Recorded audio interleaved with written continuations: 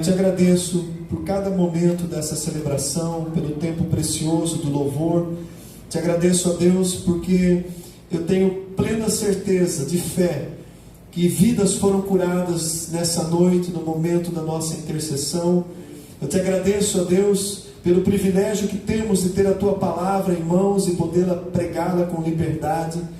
Pai, esse é um mês que de maneira especial nós entregamos ações de graças a Ti.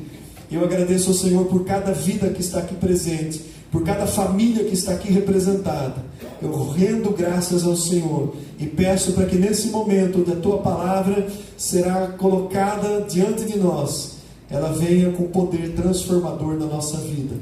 Abençoa, Pai, que não haja distração, que o nosso coração esteja voltado à Tua palavra. Eu peço para que o Senhor me capacite, para que eu transmita debaixo da unção do Teu Espírito Santo, em nome de Jesus. Amém. Eu não coloquei um texto específico, porque a gente vai passar por vários textos da palavra nessa noite, mas o tema é cuidado com as suas escolhas, cuidado com as suas decisões. Quem que não faz várias decisões todos os dias? Nós levantamos, acordamos, já temos que tomar decisões. Você escolhe a roupa que você vai vestir, o caminho que você vai fazer, o trajeto para o seu trabalho. Durante o trajeto você tem que tomar decisões, porque de repente alguém fecha o seu caminho para evitar um acidente. São decisões urgentes. Enfim, nós tomamos decisões constantemente na nossa vida. Mas há algumas decisões que elas não podem ser tomadas de maneira urgente. Há decisões, há escolhas na nossa vida que nós precisamos fazê-las com consciência, dirigidas pelo Espírito Santo de Deus. E esse tema, na verdade, eu me baseei numa mensagem curta de uma pregação do pastor Hernandes Dias Lopes, né? Então os méritos são dele. Eu achei muito interessante as colocações que ele fez. Eu até pedi para, se possível, no final do culto, a gente passar esse vídeo, esse áudio, para que a igreja assista, porque me despertou muita atenção. E em cima desse vídeo curtinho, eu pesquisei na palavra alguns exemplos de escolhas erradas que foram tomadas, que geraram consequências para a vida toda e algumas consequências eternas, né? Então eu gostaria muito da atenção da igreja para acompanhar essa mensagem e para refletir no seu coração sobre as decisões que você tem a tomar na sua vida, sobre aquelas que você já tomou e não tem mais jeito de fazer nenhum conserto, né? Mas que você pode, com a graça de Deus, alinhar a sua vida hoje dentro do princípio da palavra de Deus. Há decisões que nós já tomamos que não tem como mexer, mas a gente pode trabalhá-las para que elas fiquem dentro de um plano de Deus. Vocês vão entender no decorrer da mensagem. Eu separei 8 textos bíblicos, 8 exemplos, aliás, mas não vai ser tão demorado assim, pode ficar tranquilos. Primeiro texto, eu quero que você abra a sua Bíblia em Gênesis capítulo 3, versículo 6. Essa foi uma escolha que gerou uma consequência eterna, amados. Gênesis capítulo 3, versículo 6. A decisão de Adão e de Eva, a escolha que eles fizeram, que causou uma consequência eterna, inclusive na nossa vida. O texto diz assim: vendo a mulher que a árvore era boa para se comer, agradável aos olhos e árvore desejável para dar entendimento, tomou-lhe do fruto e comeu, e deu também ao marido, e ele comeu. Vocês conhecem essa história, né? Havia uma ordem de Deus para o primeiro casal, que eles não deveriam tomar do fruto dessa árvore, a árvore do conhecimento do bem e do mal. Era a única restrição que o Senhor Deus havia estabelecido. E Adão e Eva desfrutavam daquilo que nós não temos, que é o livre-arbítrio, ou seja, um poder de decisão específico. Mas eles fizeram uma escolha errada. Eles tomaram a decisão de não obedecerem ao Senhor Deus e seduzidos pela ação de Satanás, eles tomaram do fruto da árvore que o Senhor havia proibido, e eles comeram daquele fruto, e imediatamente a própria natureza foi transformada. Caráter, personalidade e a própria natureza foi transformada por aquela queda, por aquela desobediência, por aquele ato, por aquela escolha, que foi a primeira e a pior de todas as decisões que eu encontrei na Bíblia. Sabe por quê, amados? Porque a partir daquela decisão, a nossa natureza toda foi afetada. Nós não temos mais o que chamamos de livre-arbítrio. Nós temos a tendência para escolher sempre o mal. Enquanto não houver um encontro com Deus e o Espírito Santo de Deus habitar em nós e nos direcionar para aquilo que é o certo, a nossa decisão, a nossa inclinação é sempre fazer o mal. Você pode ver isso na vida daqueles que não se renderam a Cristo. As péssimas escolhas que essas pessoas fazem constantemente.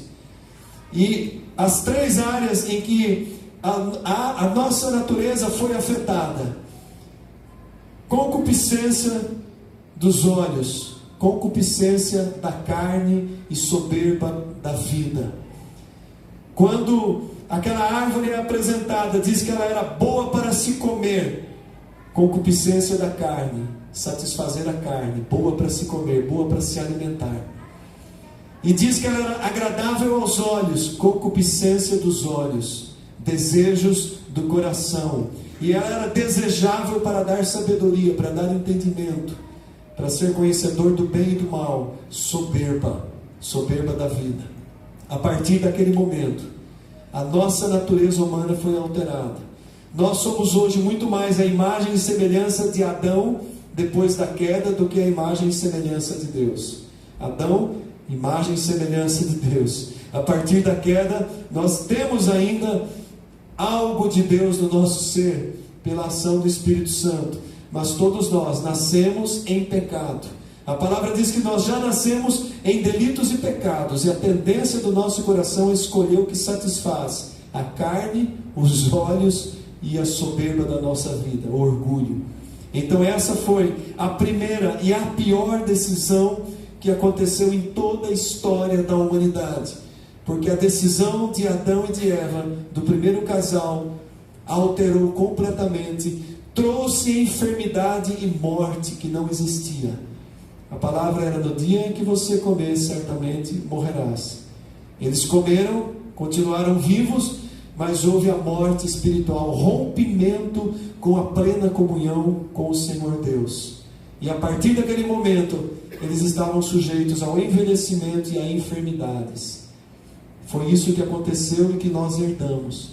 Por isso que a nossa natureza envelhece, passa por enfermidades e estamos sujeitos à morte física, e aqueles que não se renderam a Cristo permanecem na morte espiritual, morrem separados da comunhão de Deus, e é a morte eterna, a segunda morte. Então essa foi a primeira e a pior de todas as decisões que aconteceram na história humana, Uma decisão errada do primeiro casal que alterou completamente, afetou o comportamento, afetou o caráter, afetou a personalidade e afetou a identidade, quebrando a comunhão com Deus. A partir daquela primeira escolha errada, muitas outras escolhas se seguiram e seguem até hoje, sendo tomadas de maneira errada pelo homem, inclusive por nós que somos cristãos. Quantas decisões erradas nós já tomamos? Para pensar um pouquinho, faz um pequeno retrospecto da sua vida e vejam decisões que você tomou e arrependeu-se depois. Eu tenho várias, principalmente na área profissional. Decisões precipitadas, levadas pela carne, decisões tomadas pela concupiscência dos nossos olhos, pela cobiça, pecados cometidos pela concupiscência da carne, que é uma escolha errada, e por aí em diante, amados. Até nós, toda a palavra de Deus, ela nos ensina a fazer escolhas certas. A palavra de Deus foi o que o Senhor nos deixou como manual, como referência para a nossa vida, para que as nossas escolhas, as nossas decisões sejam escolhas e decisões certas. Por isso, precisamos conhecer a palavra de Deus. Quando não conhecemos, nós vamos pelo nosso instinto, pela nossa razão, pelo nosso achismo, e vamos tomando decisões erradas uma atrás da outra. Decisões erradas em diversas áreas da nossa vida. Fazendo dívidas que não vamos ter condição de pagar, trocando de empregos em hora errada, fazendo coisas que não eram para fazer, assumindo um relacionamento que não estava na presença de Deus, que Deus não tinha aprovado, e por aí adiante. É o que acontece na vida praticamente de todos. Então, qual é a maneira de hoje, nós que tivemos uma natureza caída, pela graça e misericórdia de Deus restaurada, qual é a única maneira de nós termos decisões certas na nossa vida? Conhecer a palavra e praticar. As minhas decisões precisam ser fundamentadas naquilo que a palavra de Deus me orienta. É simples assim, não tem outra alternativa. Eu preciso conhecer aquilo que Deus mostrou que é o certo, para que eu tome o caminho certo. Se a palavra de Deus diz, não faça, então não faço, não devo fazer. E aquilo que a palavra de Deus diz, para que eu faça, eu devo fazer. Então é assim, é sim, sim, é não, não. É essa caminhada nossa com Deus. A partir daquela grande decisão errada, nós podemos citar aqui vários exemplos dentro da palavra de Deus, né? Gênesis 4, versículo 7. Eu estou quase indo por uma sequência.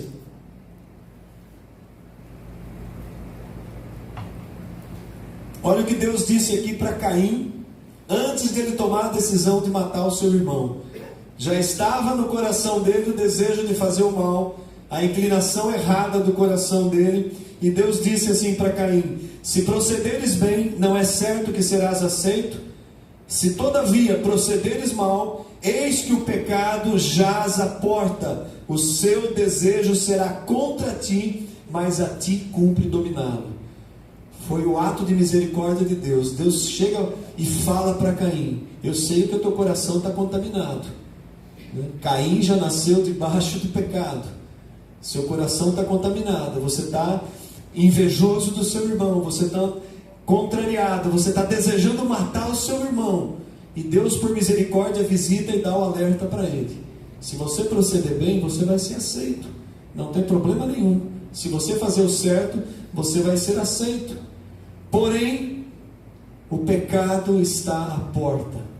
Imagina o pecado batendo na porta do seu coração, querendo entrar, e você sendo tentado a abrir a porta e fazer aquilo que você está com vontade de fazer e que não é a vontade de Deus. É assim que as coisas acontecem. O desejo você tem que cumprir, que dominá-lo. Ele é contra ti. Todo o nosso desejo carnal, ele vai contra. Ele não faz a vontade de Deus. Se deixar fazer a nossa vontade, é um tombo atrás do outro.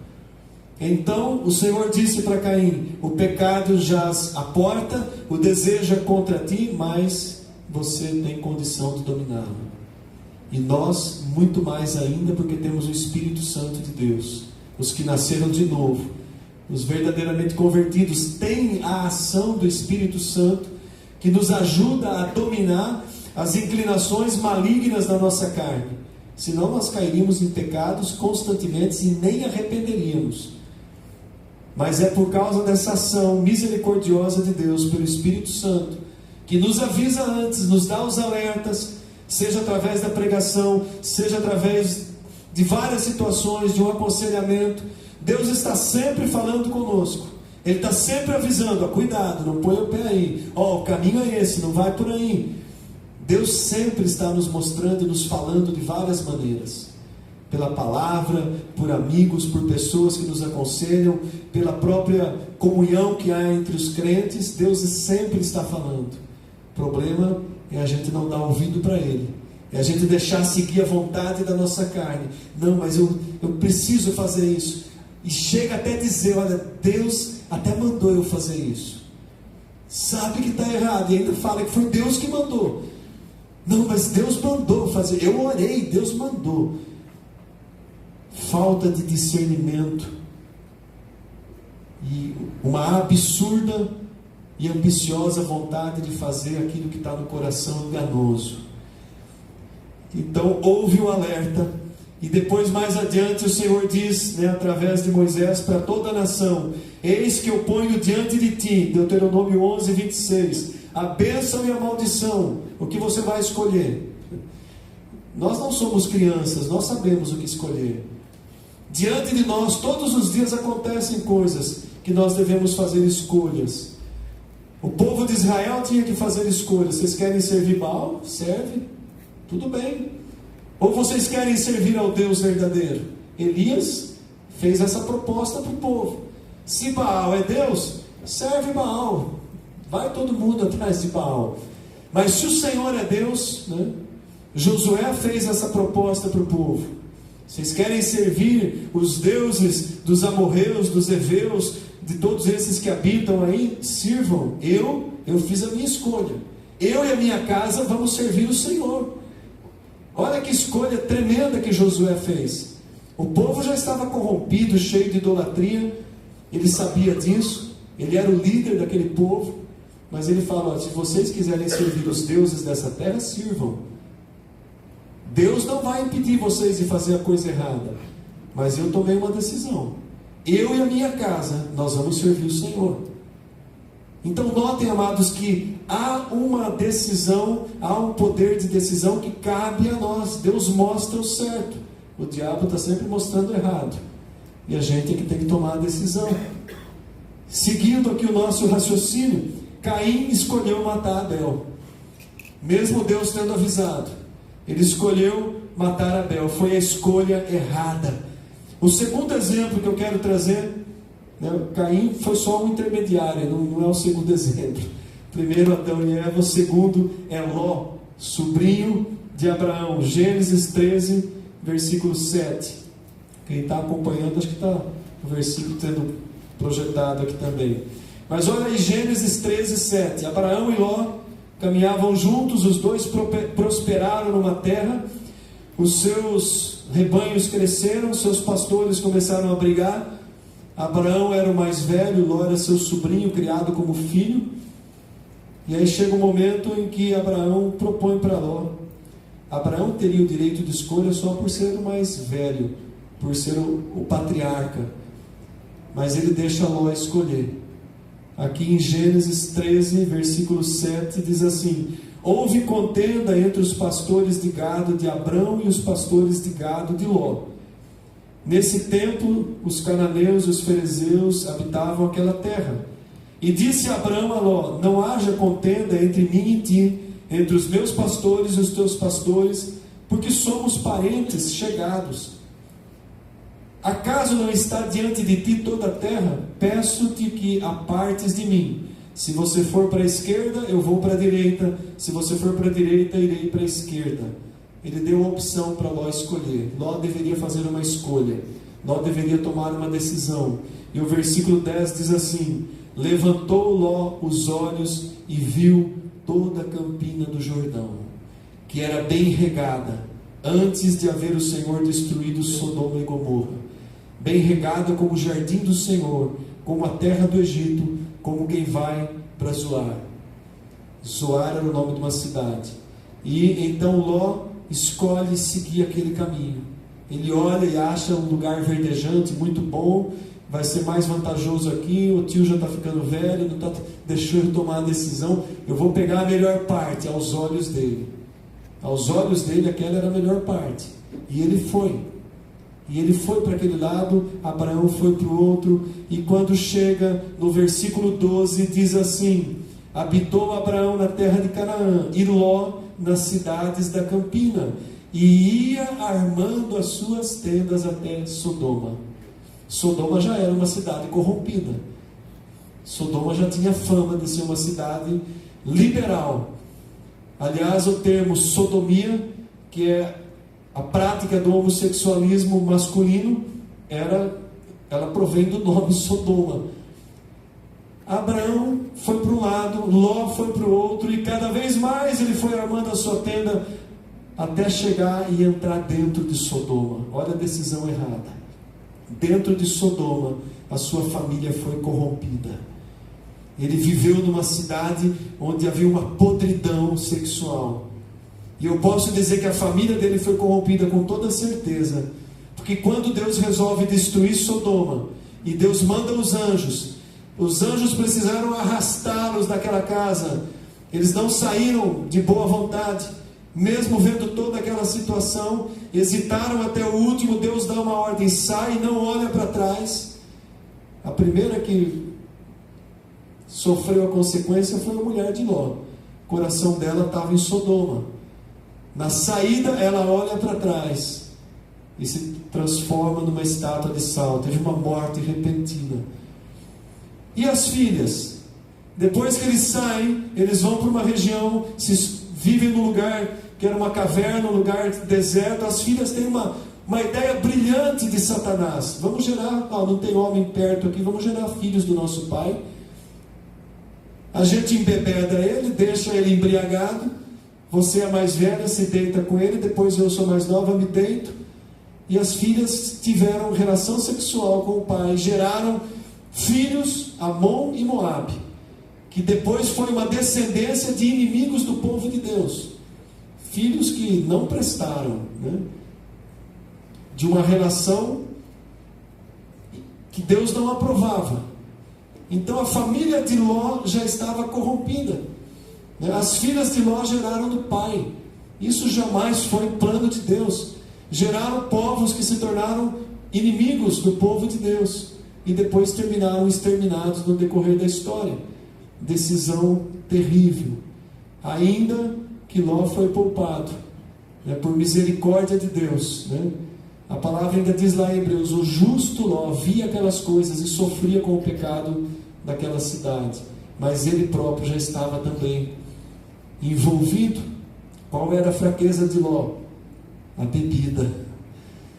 A bebida levou Ló a não ter discernimento e não conseguir discernir naquele momento que eram as próprias filhas que estavam tendo relação com ele.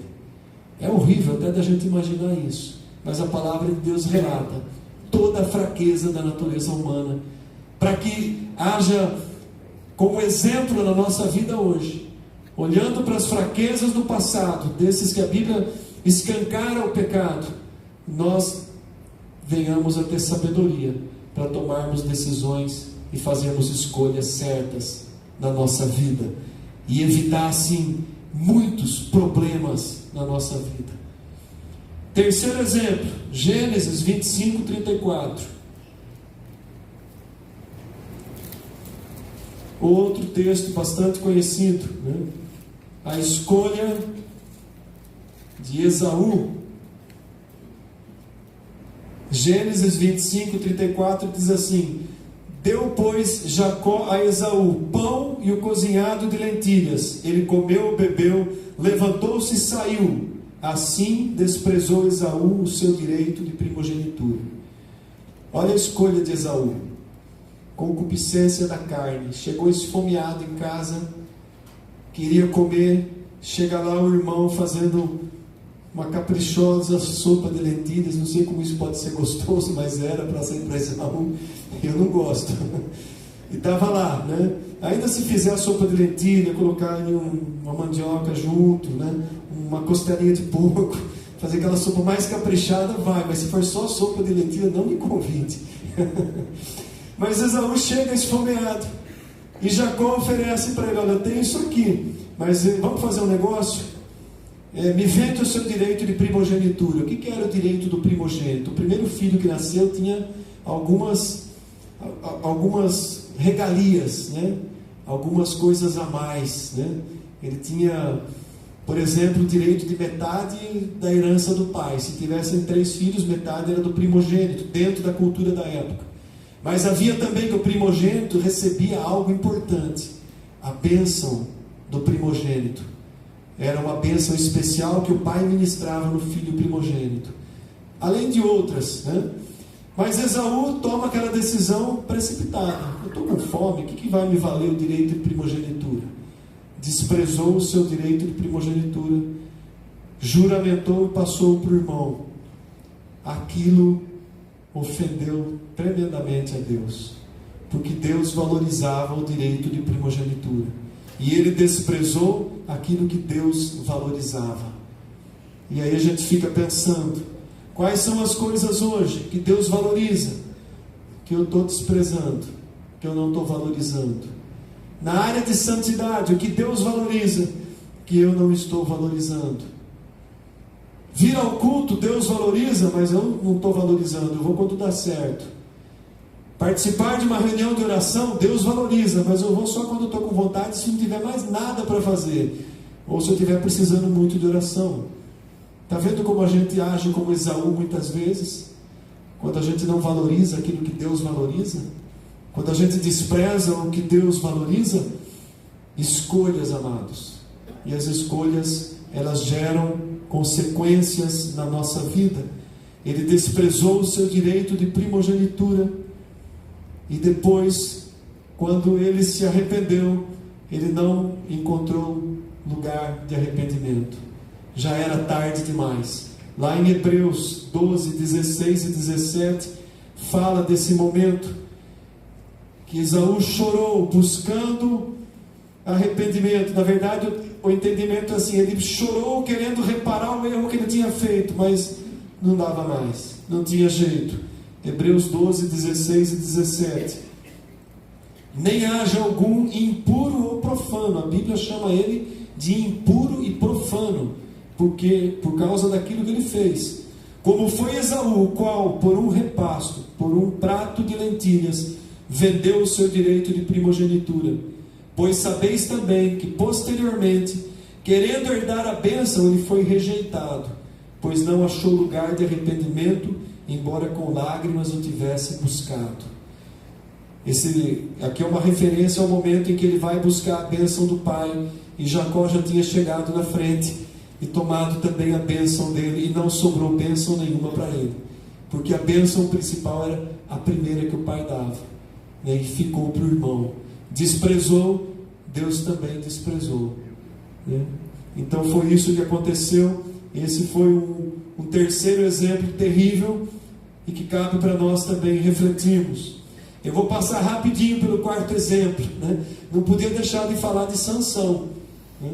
Quem foi Sansão? Alguém que Deus levantou para ser juiz sobre a nação de Israel no período em que não havia reis, né? Sansão, a história dele está lá no livro de Juízes, e Sansão é um exemplo perfeito de alguém que desprezou o ministério, aquilo que Deus tinha concedido. Sansão, desde o seu nascimento, era consagrado a Deus. Deus visita os pais de Sansão e diz: você vai ter um filho, ele vai ser um nazireu, um separado, eu vou usá-lo, sobre a cabeça dele não vai passar navalha, ele não vai poder tocar em nenhum tipo de cadáver, ele não vai poder beber nenhuma bebida forte, nem vinho, nem mosto.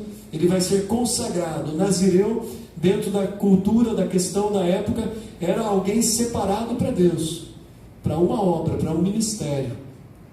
E então nasce Sansão, cresce sendo educado como nazireu, sabendo que ele teria um ministério diante de Deus. E quando ele se torna adulto, a primeira coisa errada que ele decide é casar-se com uma mulher que não era do seu povo. Dentro daquilo que Deus havia estabelecido, eles não podiam se misturar com outros povos. E Sansão teima e se casa com uma filistia, uma mulher que não era do povo de Deus, e aí já começou os problemas na vida dele. Mais adiante você vai ver que ele toma uma outra decisão contra a consagração dele. Ele não podia tocar em cadáver, e aí ele passa num lugar, tinha um leão morto e umas abelhas fizeram mel dentro daquele cadáver. Ele não resiste, ele vai lá e toma e come do mel, toca no animal morto. Era proibido de tocar em cadáver, ele fez o que era errado. Outra desobediência. Mais adiante ele desobedece novamente, ele se une a uma mulher que também não era do povo de Deus, provavelmente Dalila era uma prostituta, e Sansão se une àquela mulher e acaba entregando para ela o segredo da sua força, que simbolicamente estava nos seus cabelos. E aí a gente conhece a história e as decisões erradas de Sansão, e ele termina preso, aprisionado pelos filisteus, fazendo um trabalho de escravo, com os olhos cegados, E chega no último dia da vida dele, estava tendo uma festa lá entre os príncipes filisteus, e eles falam: traga Sansão para nos alegrar. Ele virou um palhaço de circo, para fazer os filisteus se alegrarem com aquilo que tinha acontecido com ele. E ainda assim, Deus, na sua misericórdia, renova a força dele, e a palavra termina a história dizendo que na sua morte, ele matou mais do que todos no tempo de sua vida. Mas o que me chama a atenção é que a Bíblia destaca que Sansão foi juiz sobre 20 anos durante a nação. E aí a gente para pensar, dentro da palavra de Deus, o número 40 representa um tempo completo. Davi, segundo rei, reinou 40 anos. Saul, primeiro rei, ainda que tenha se extraviado, reinou 40 anos. Salomão reinou 40 anos. E outras passagens em que o número 40 representa um tempo inteiro. Mas Sansão, que era escolhido para Deus por um ministério, 20 anos.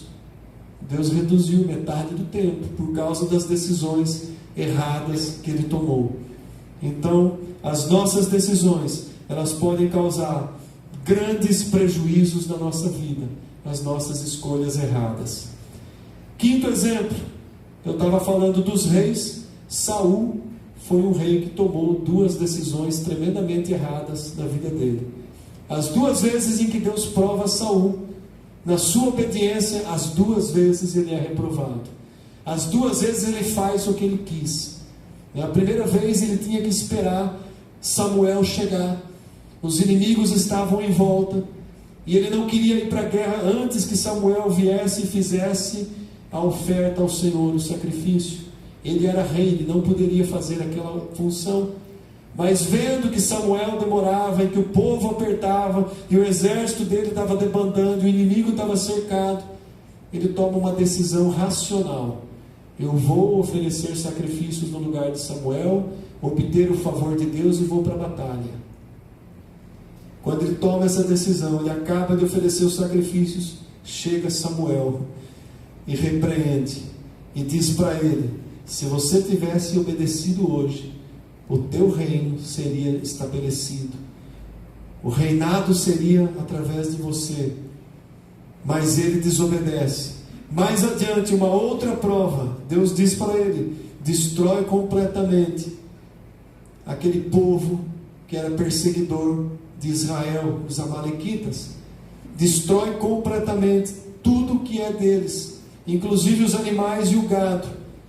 E ele vai, e ele destrói tudo, mas ele toma o melhor do gado, o melhor dos rebanhos, e deixa o rei Agag vivo. E ali foi o final do relacionamento de Deus com Saul. Ele foi rejeitado por Deus por causa das suas escolhas em não obedecer a Deus. E aí a gente vai ver isso também, amados, na vida do homem segundo o coração de Deus. Davi é o 6º exemplo. Davi era temente a Deus. Davi era um adorador por excelência. Davi seguia decisões de Deus quando ele ia para a batalha. Ele orava e pedia a direção de Deus. Durante toda a sua vida, ele levou uma vida regrada, debaixo da direção de Deus. Mas aí chega um momento em que o rei estava cansado de guerra. Ele manda Joabe ir para a batalha, e ele fala: vou tirar uns dias de descanso, de férias. Ele fica no palácio. A ociosidade, quando nós estamos ociosos, é onde nós tomamos as piores decisões da nossa vida. Quando a gente está de boa, vou tirar umas férias, vou aproveitar a vida. Se não tiver temor a Deus, é nessa hora que a gente toma as piores decisões. Davi, um homem temente a Deus, ele cai num pecado abominável. Ele observa uma mulher do alto do seu palácio se banhando. Ah, mas a culpa é da mulher. Tem gente que costuma dizer isso. As cidades, eu estava compartilhando hoje pela manhã na nossa aula aqui. As cidades não eram como hoje, Jerusalém era uma cidade pequena, apertada, cercada por muros, as casas muito próximas uma da outra, não haviam rua, eram vielas. Não é igual às cidades de hoje. Talvez esse corredor aqui fosse uma rua lá, né? Casas dos dois lados, amontoadas, só o Palácio do Rei era o lugar mais alto visível. As casas normalmente não tinham janelas como as de hoje. E Davi olha e observa uma mulher tomando banho, formosa. Pergunta quem é. Olha, ela é mulher de um dos melhores soldados teu, ela é mulher de Urias. Ainda que como rei ele podia fazer outros casamentos, desde que fossem mulheres não comprometidas. Aliás, ele já tinha umas 4 nessa ocasião, que também não era vontade de Deus, né? Você pega lá o princípio, um homem e uma mulher, mas havia uma questão cultural, uma situação toda, e Deus tolerou naquela ocasião, né, a poligamia dos reis principalmente. Mas ele não, ele vai e toma aquela mulher que era de outro homem. Que decisão terrível.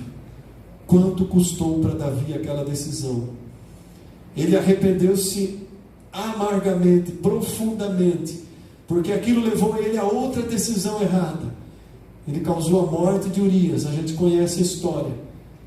Ele foi responsável pela morte de Urias. E depois ele fica remoendo aquilo um tempo, e ainda precisa Deus mandar Natã para que Davi pudesse confessar o seu pecado e se arrepender diante de Deus. Ele recebeu o perdão, sim. O arrependimento dele foi sincero, foi profundo, sim. Ele relata a dor do seu arrependimento no Salmo 32, no Salmo 51. Ele chega a dizer ali: os meus ossos eram como se tivesse apodrecido os meus ossos, eu gemia todos os dias. E Deus em misericórdia conduz ele ao arrependimento, restaura, mas as consequências daquele pecado ele carregou até o último dia da vida dele. Nunca mais houve paz na sua família. A família virou uma confusão. Um irmão possuiu a outra irmã, o outro irmão matou esse irmão, 2 filhos se levantam contra ele para tomar o reino. Os inimigos que estavam ao redor não deram mais descanso. Teve guerras e guerras até o final do seu reinado. E ele suportou tudo aquilo. O filho do adultério morreu, ainda que ele tenha jejuado por aquela criança. Deus falou: não, essa criança vai ser recolhida, e morreu. Enfim, amados, né? Nós temos na Bíblia exemplos em cima de exemplos de decisões e escolhas erradas, para que nós hoje possamos tomar decisões e fazer escolhas certas na nossa vida. Mais um pouco, né? Salomão, o homem mais sábio da sua geração, termina a vida tomando decisões erradas, servindo a outros deuses. Para pensar. O homem mais sábio de toda aquela geração, mais rico e mais próspero rei que Israel já teve, ele toma uma decisão de atender às suas muitas mulheres que eram de outras nações, e ele acaba oferecendo culto e adoração aos deuses pagãos. E o que é que Deus fez? O reino vai ser podado, vai ser tirado da sua mão, o reino vai ser dividido, ainda que por misericórdia e por causa da promessa de Deus, Deus deixou a tribo de Judá. Mas daí para frente, a história da nação de Israel agora eram 2, né? E terminaram como nós conhecemos. O último exemplo é um combo de más decisões. A gente pode falar aqui da escolha de Judas, que traiu Jesus. Andou junto com Jesus, viu os milagres, experimentou o amor de Jesus face a face, pessoalmente, e tomou a decisão de trair Jesus, de vendê-lo por 30 moedas de prata. Decisão de Pilatos. Pilatos teve a oportunidade, ainda foi avisado até pela esposa: olha, não se envolve com esse justo, essa noite eu sonhei muito com ele, não se envolve nessa questão. Pilatos teve a oportunidade de se render a Cristo, mas ele prefere ficar em cima do muro: vou lavar as mãos e vocês decidem. Essa atitude de Pilatos de lavar as mãos, de não escolher nenhum lado e nem o outro, também é uma decisão. Ele decidiu ficar em cima do muro, ele decidiu não tomar lado. Muitas vezes nós temos que tomar decisões que envolvem uma posição séria na nossa vida. Nós não podemos ficar em cima do muro. Sim, sim, não, não. Né? Essa foi uma escolha que condenou a própria vida de Pilatos. Né? Perdeu a oportunidade. Quer mais uma para a gente encerrar? A decisão do jovem rico, aquele que tem um encontro com o Senhor Jesus, que pergunta: bom mestre, o que eu preciso fazer para herdar o reino? E Jesus diz para ele: você observa os mandamentos? Sim, desde a minha infância, desde a minha adolescência, eu observo todos os mandamentos. E Jesus cita ainda para ele os 10 mandamentos, alguns daqueles que fazem parte dos 10 mandamentos. Beleza, eu sigo os mandamentos, mas só te falta uma coisa: vende os seus bens, distribui aos pobres e me segue. É bem conhecido, né, que ser rico não é pecado. O problema é que a riqueza dominava o coração dele.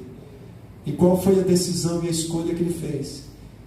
Ele dá as costas ao Senhor e se afasta tristemente, porque ele não tinha condição, não era capaz de abrir mão da riqueza. A avareza tomou conta daquele homem, a ponto de ele ter rejeitado a Cristo.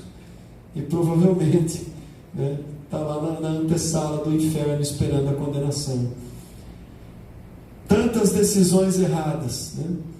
Poderíamos citar mais e mais, né? Quantas decisões, quantas escolhas erradas. Ananias e Safira, por exemplo, eles tinham uma propriedade, mas eles quiseram se aparecer para os apóstolos: nós vendemos a propriedade, está aqui o dinheiro, mas retiveram uma parte. Quando eles chegam diante de Pedro, Pedro diz: olha, a propriedade era tua, você podia ficar com ela, você vendeu, você podia ofertar aquilo que você quisesse, mas você não podia mentir ao Espírito Santo. E a decisão errada terminou com a morte daquele casal. Então, amados, que nós possamos reavaliar as nossas decisões, as nossas escolhas, que a partir de hoje, amanhã, quando você levantar e tiver que tomar decisões, sejam elas pequenas ou importantes, dirija as suas decisões pelos princípios da palavra de Deus. E eu vou pedir para o irmão colocar o videozinho do pastor Hernandes, porque você vai ver que é tremendo. Fecha a mensagem de hoje. Acompanhe com atenção. Cuidado com as suas decisões, as suas escolhas. Apagar as primeiras. Cuidado em brincar com o pecado. Frente. A Bíblia diz que quem zomba do pecado é louco. Cuidado com os lugares que você vai. Cuidado com as pessoas com quem você se relaciona. Cuidado com os negócios que você se envolve. Cuidado com as decisões que você toma na contramão da orientação dos seus pais e das Escrituras. Não brinque com o pecado. Não faça brincadeiras perigosas, porque você pode ser a vítima.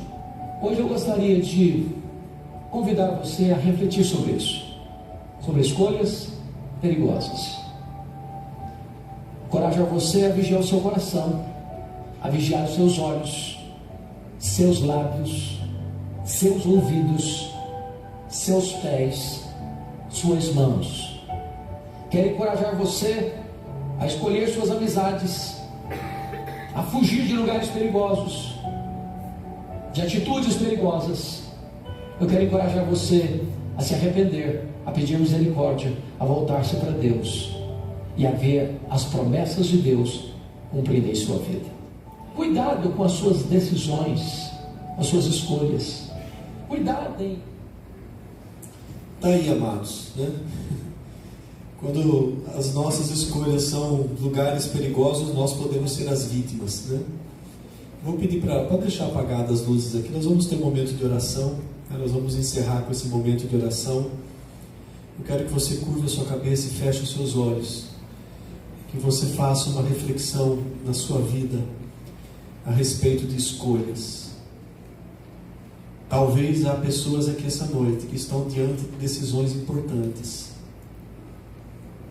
decisões que podem causar um impacto muito grande na sua família, na sua vida.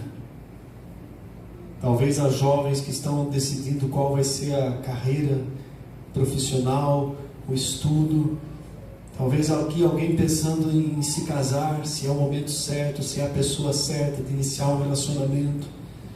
Há muitas decisões que nós precisamos refletir à luz do Espírito de Deus. Pai, em nome do Senhor Jesus Cristo, nós nos submetemos à palavra desta noite. Eu oro por mim e por todos os teus filhos e filhas que estão aqui. Todos os dias, Senhor, nós temos decisões a tomar, escolhas a fazer, e muitas delas podem definir até mesmo o destino da nossa vida. Pai, se há pessoas aqui nessa noite que ainda não decidiram, ainda não receberam o Senhor Jesus Cristo como o único Senhor e Salvador, eu oro para que o Teu Espírito Santo opere nesse coração e conduza a uma decisão de fé, a crer e a receber o Senhor. Se há irmãos nessa noite que têm decisões na área profissional, Pai, ilumina, dá sabedoria, não deixe que tomem decisões precipitadas. Se há amizades que precisam ser rompidas, porque são prejudiciais na nossa vida, nos dá o entendimento, a sabedoria e a coragem para romper com essas amizades. Se há coisas na nossa vida que precisam ser rompidas, desligadas, despojadas, nos fortalece para que a gente tome essas decisões e haja transformação no nosso viver. Senhor, eu oro, dá-nos sabedoria e direcionamento.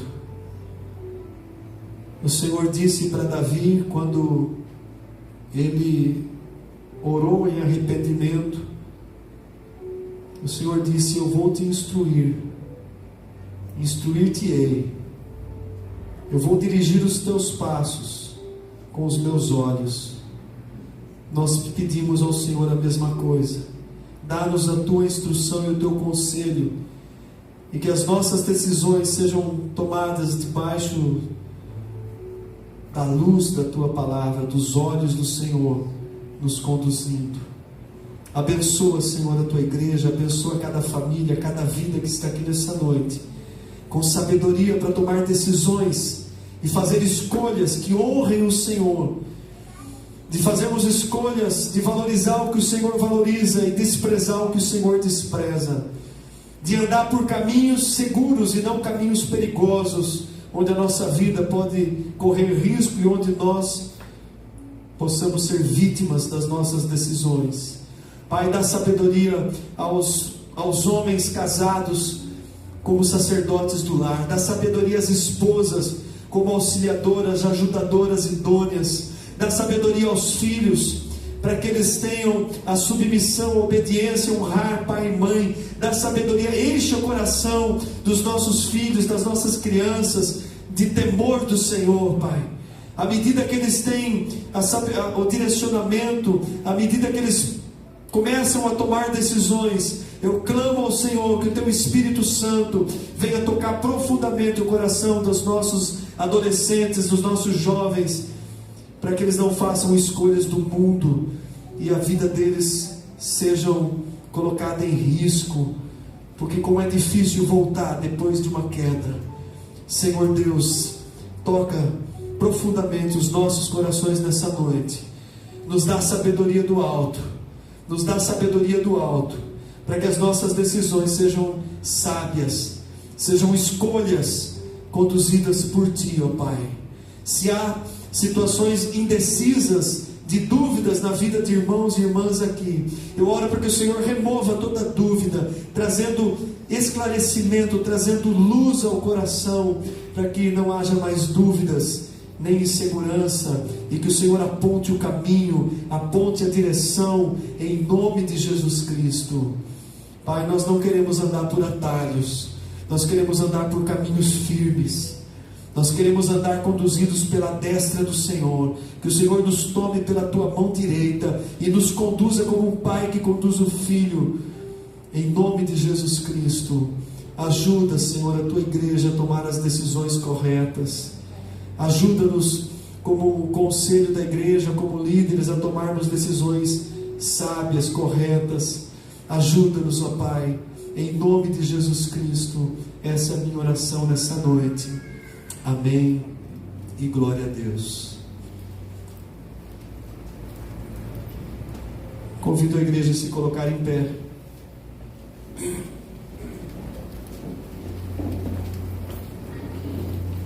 Eu creio, amados, que nós vamos pensar diferente a partir de hoje. Que essa palavra fique no nosso coração para valer. E cada decisão, cada escolha da nossa vida venha dirigida pelo Espírito de Deus. Que o Senhor nos dê esse coração obediente para obedecer a Ele. Amém? Quarta-feira, 8 horas da noite, nós temos a nossa reunião de oração. Participe, se você tem a disponibilidade, venha. Seja abençoado e seja um abençoador. Eu tenho me alegrado muito porque tem aumentado o número dos nossos irmãos, dos intercessores, né? Irmão Antônio tem toda quarta. Então é uma bênção. Nós temos um grupo que é bem fiel, né? Quem tem vindo toda quarta-feira? Levanta a mão. Olha, esse é um grupinho de intercessores. Paulo tem vindo também. Tem irmãos, né? O irmão Romildo, que tem uma limitação de saúde, né? Tem vindo toda quarta-feira. Então, amados, participem, né? Há muitas vitórias que elas vêm na nossa vida debaixo de intercessão, debaixo de oração. Amém? Vamos levantar as nossas mãos. Que a graça e a paz do Senhor Jesus Cristo, o amor do Pai e a comunhão do Espírito Santo permaneçam com todos. Amém e glória a Deus. Tenha uma semana abençoada. Dê um abraço em quem está aí ao seu lado. Declare a graça, o favor, a vitória de Deus aqui, né? Lembra aí de você já começar a fazer sua inscrição para o acampamento. Procure a equipe, né? Salve o QR Code aí, faça a sua inscrição. Não deixa para a última hora.